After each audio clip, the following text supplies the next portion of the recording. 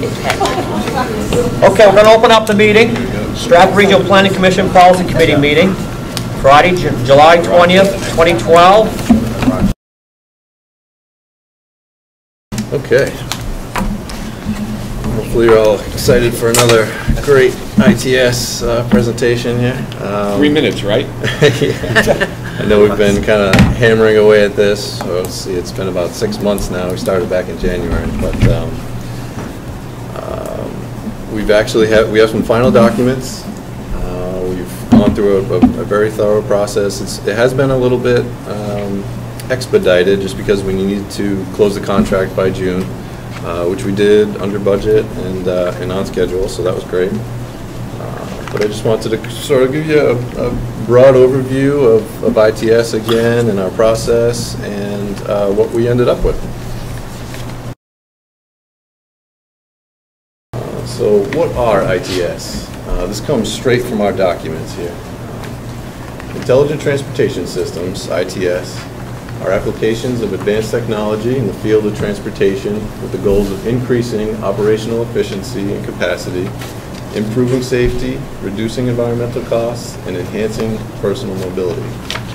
ITS projects can provide a wide variety of benefits, including increased system capacity through more efficient use of existing infrastructure, improved system management, including incident management, better informed travelers through provision of real-time traveler and weather information, increased safety, and reduced environmental impacts.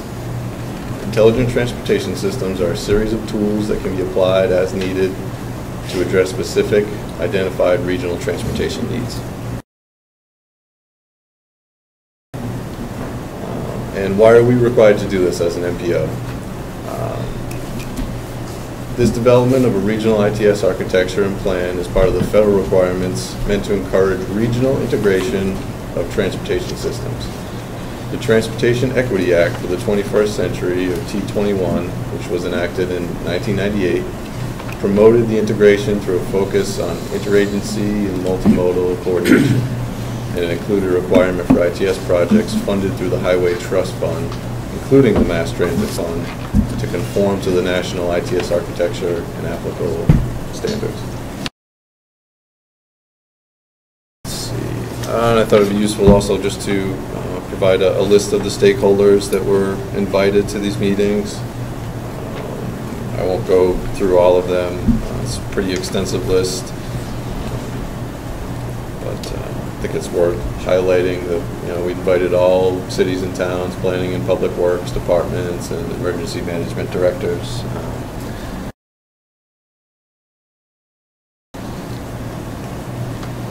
Right. Yep. Can you go back to the slide for the stakeholder list? Sure. I see cities and towns. When you had the working group meetings, what cities and towns were present? And I don't mean officials on the commissions, I mean the public. There are full lists in our architecture that state who went to each meeting. So if you're looking for an exact list of who attended each meeting, that was all recorded and put into the final document. So I guess I would refer you to the ITS architecture to get that exact list. It goes through each meeting and states who was at each meeting. I didn't want to list, I was just asking, did the public attend these meetings? Did the public attend? People from the public. I don't know off the top of my head, but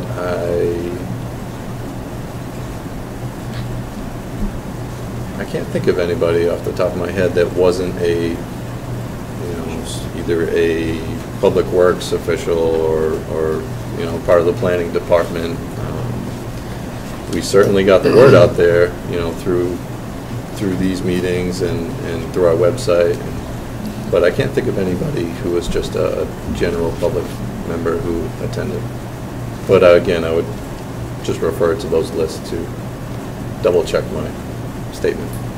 I mean, just your own personal opinion, do you feel that the public is a stakeholder in this intelligent transportation system?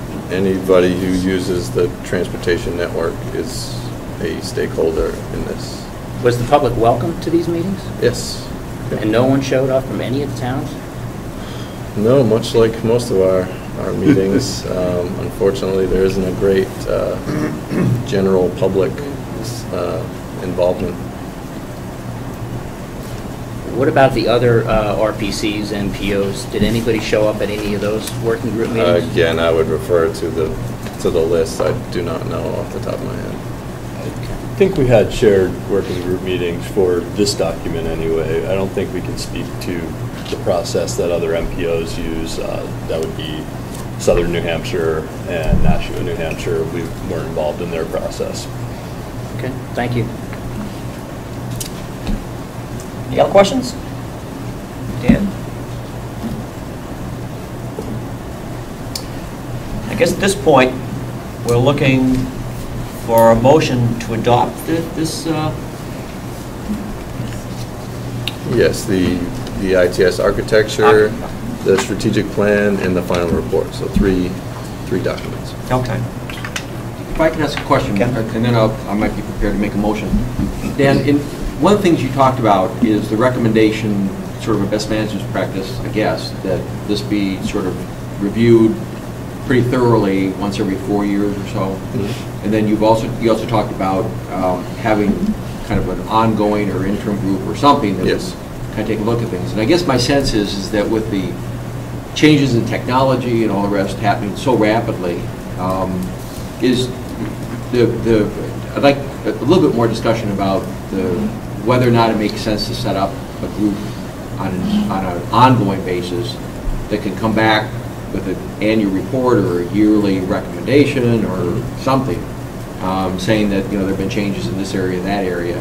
Is that a sort of a best management practices thing as well? Is that, if we adopt this, does that automatically happen, or do we need to do that separately, or how does that be? Yeah, I think it's a separate discussion. So any approval or disapproval of the documents won't affect that. That's something separate that we can decide upon, either right now or at a future meeting. But I think as staff sees it, I think that would be a great way to approach it, where we say maybe staff puts together a list of completed projects or additional needs that might have risen, and then we get some volunteers who are interested to come to a ITS coordination meeting and maybe see if there are any additional needs or any other systems that might have been put in place. I think that's a good way to go about it, rather than waiting 4 years and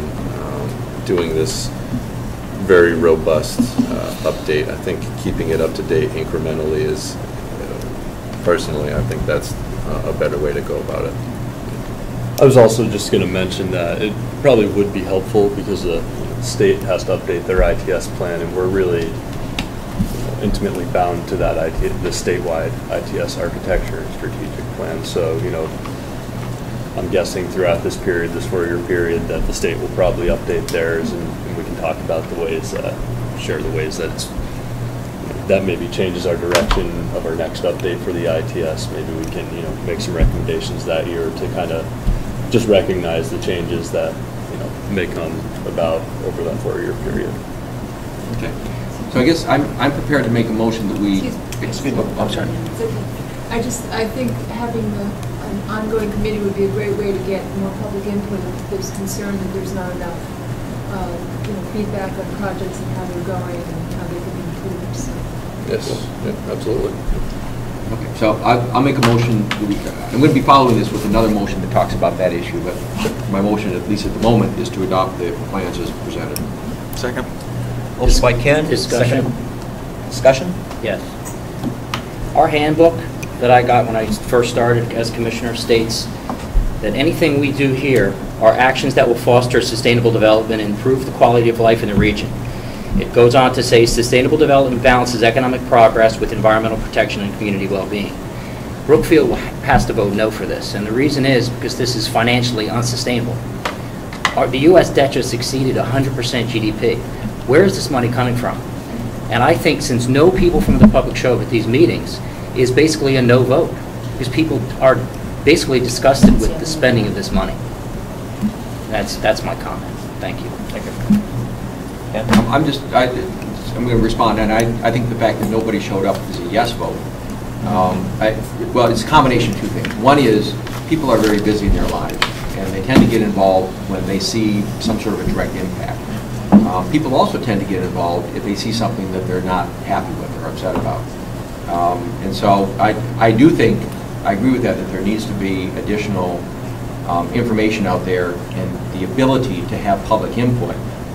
But all we can do is provide the opportunity if people decide for a lot of different reasons that they don't want to attend. That's their decision. We can't make them be there. So, I do think I agree with Ed's belief that we need to have more public input. I don't necessarily agree with his conclusion in terms of not having public input, what that means. Thank you. Ed, discussion. I hear no response to that this is not financially sustainable. There's no response.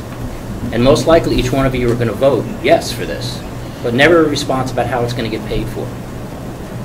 Could you be more specific? If the federal debt is 100% GDP, how are we paying for all of this structure, the ITS structure? Nobody has an answer. Jeremy. I believe, I can only speak for Brookfield. Brookfield states that we should be spending money on infrastructure like bridges and stuff that needs to be repaired, existing projects. And there's extra projects on here, the ITS, bike routes, etc. And Brookfield doesn't agree on spending this money. And the fact that no one shows up at these meetings, how can we go forward and say okay to this architecture when there's no involvement? I see only cities and towns, but I see all these other stakeholders. And I mean this with the utmost respect. Most of this list seems like a feeding at the trough. I asked my, right here it says cities and towns police chiefs. My police chief doesn't even know this exists. Whose fault is that? That's not this board's fault. You're the rep from Brookfield. Why haven't you told him? I asked him, I said, do you know this stuff? No, he doesn't know anything about Did you it. tell him it was coming up? Did you tell him the stakeholder meetings were going on? Was anything done by this commission to obviously, if no one showed up at the public meetings, obviously there's no... No, that's, you know, I can't go knock on every single door. Jeremy. In response to the financial question that has been raised, could you clarify that the ITS architecture does or does not identify projects that are already planned for? Yes, it does. So a lot of the time, in many cases, take what's going on with the Little Bay Bridge project. This document would identify systems that could be put in place as part of that larger project. So what's identified here in most cases aren't standalone projects. They are subsets of projects that are already planned for, where fiscal constraint analysis has already been determined that we do have enough revenue to pay for these costs. So yes. So to add on to that, when you're asking about, you believe that our priorities should be on bridge and roads, maintenance and replacement. But what has happened is that these systems have been incorporated into the road design and the bridge design, and it's part of the process already incorporated in the cost. So they're already in these projects. And so when you see that replacement of a bridge, it could have ITS systems within it. And I think Glenn could speak a little more, because DOT has done a superb job of layering the ITS into all of the project design and construction. Right. I think the big picture, not to explain to the public, but these are recommendations for projects for ITS. And as projects come up in our 10-year plan, or we see projects being needed, we can see where recommendations are made, and we can address those recommendations in the design plans. As we put projects out there, we always go to public hearings and meetings. The public is there. They say, no, we don't agree with this. They don't have to go forward. the public's there and they say yes, then it gets included in the project, it gets included in the cost, and it gets added to the system. So the architecture, make sure if we do put things in place, like you talked about, there is data exchange, it's consistent technology, it works with the whole entire system. But at the point where, I agree with your comment, is this committee really needs to get involved with it, to go back to their towns and get these people involved in these ITS things. It's up to this commission and our communication to get this word out there. You go back and if you heard about it and he hasn't, we need to get this information to them. And there is public meetings on these projects. Again, this group is a great avenue to get that word out to the towns, out to the town people, through you to the town officials, to the town, to get people at those meetings and voice their opinions. If we just walk out of here and don't say anything and we're not doing our job either. So it's up to all of us to make sure public is getting involved. And that's one of the issues we've always had, is trying to get as much public involvement in these projects. It's a hard thing to do. People are busy. And I do agree with the statement that, I know DOT, if we don't hear from the public, we must be doing a good job, because when we don't, we hear it pretty loudly. Real clear. But, As far as having a good ITS system, it's economically efficient. It's actually, if traffic is running well, it's good for the economy. It's also safer for people. So there's some real benefits to this. This is basically making things run better. If we didn't think there was a benefit to it, probably the federal government wouldn't put this forward. But again, if we go to the public meetings, we don't think it's a need at that time or in the future, then it probably wouldn't happen. But it's up to the public to tell us that. Ed? Would we get the federal funding for ITS if we didn't agree to put it in our plan? We wouldn't get the funding.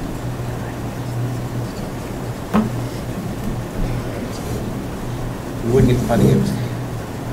Who's funding ITS? Surface Transportation Authority.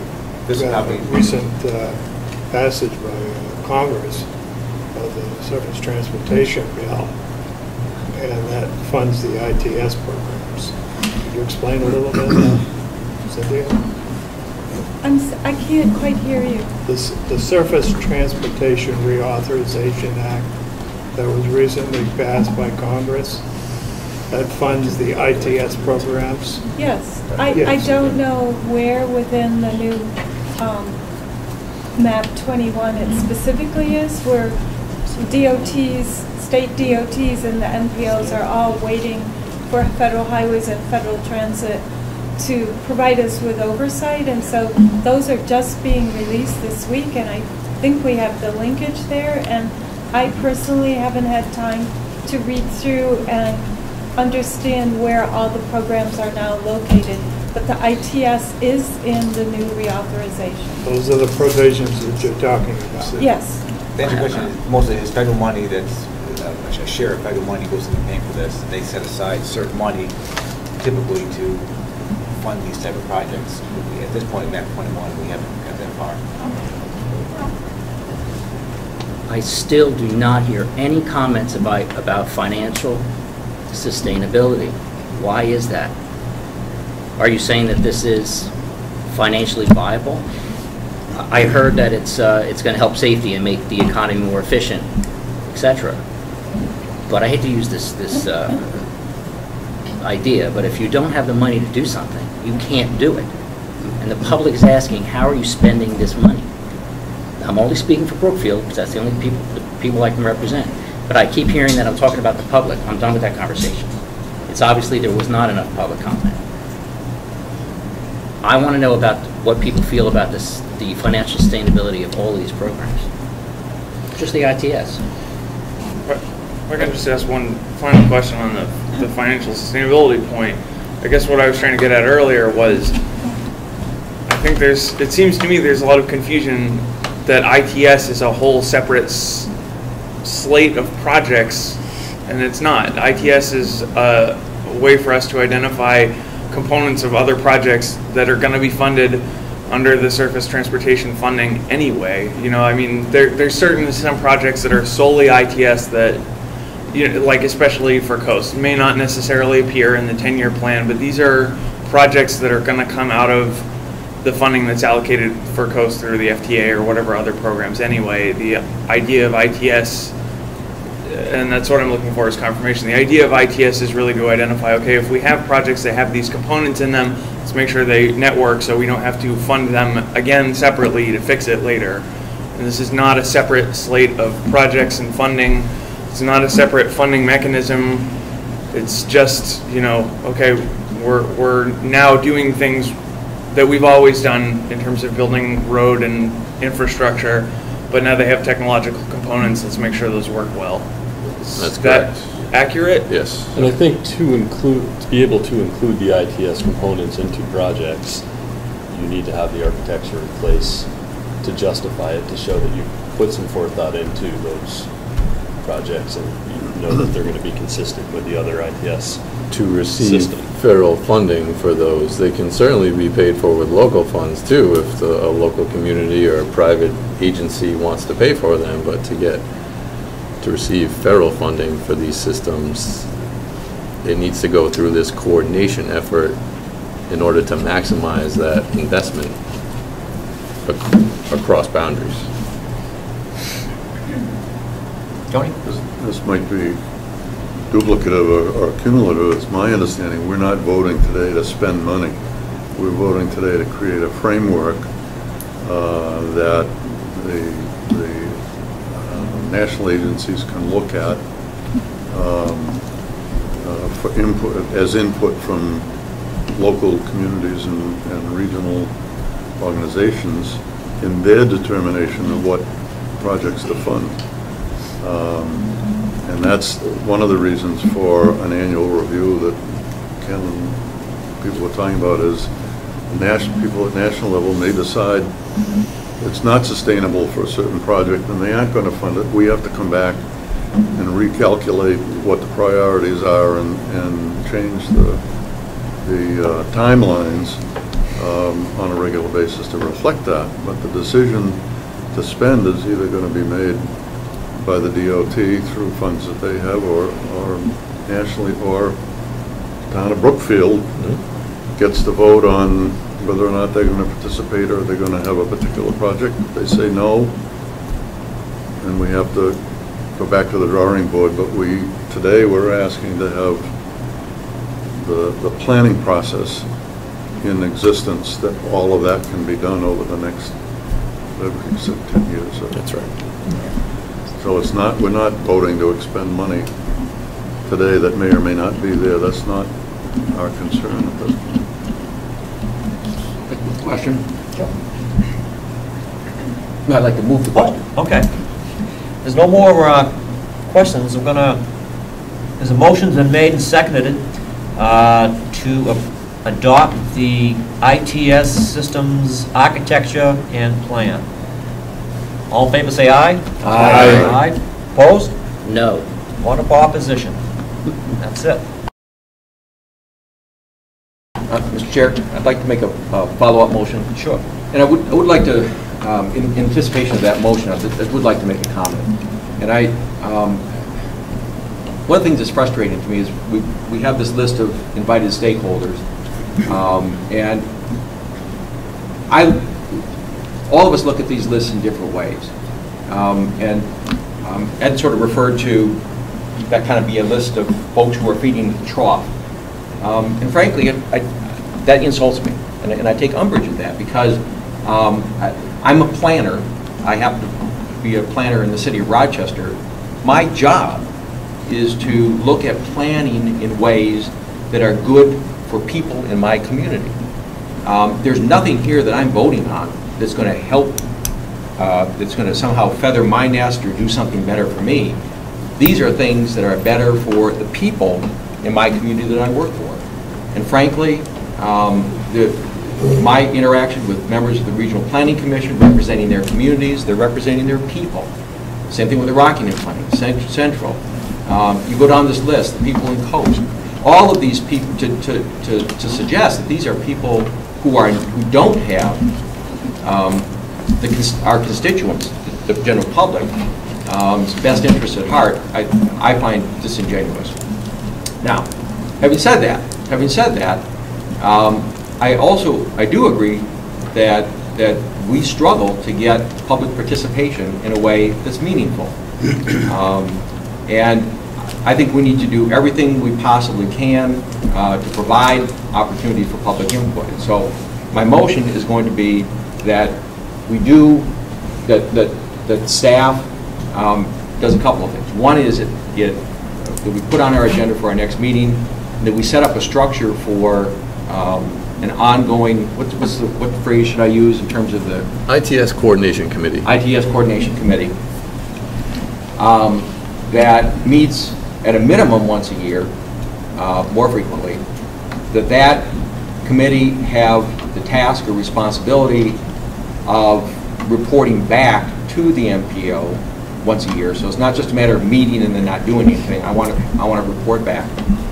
I would also like that group to have some sort of a link on our website so that if the general public happens to notice something on March 22nd and they want to say something about it, there's a way for them to go on to our website and make comments. So it's not a matter of having to remember whatever that is and then pay attention to when a meeting might be. And so I want to make sure we take advantage of sort of the electronic and social media opportunities, and maybe that's a Twitter thing, or I don't know, but some way to make sure that on an ongoing basis, 24 hours a day, 365 days a year, if people want to have input, that they can have input.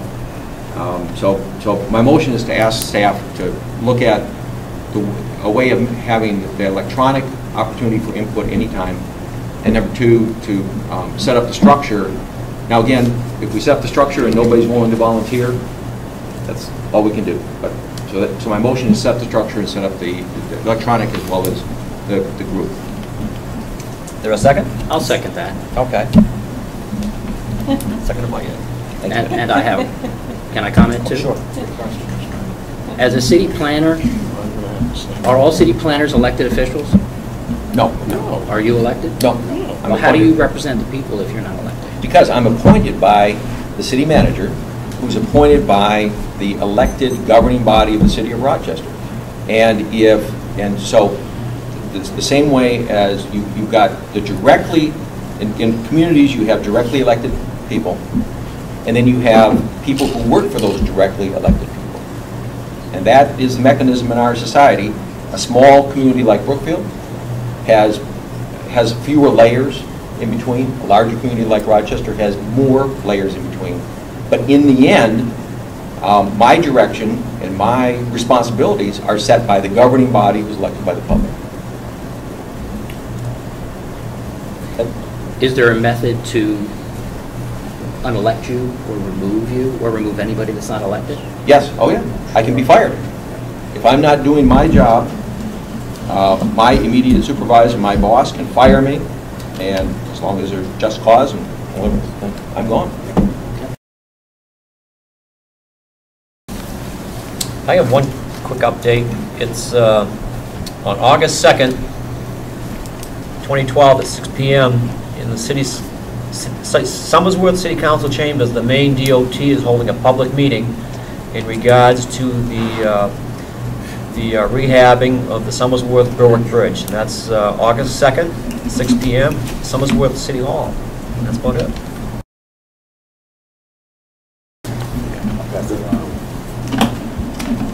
Well, I would just like people around this table to be thinking about an equitable way to fund highway projects. Obviously, the gas tax is not sustainable now that each of us is driving a Prius that hits 50 miles per gallon.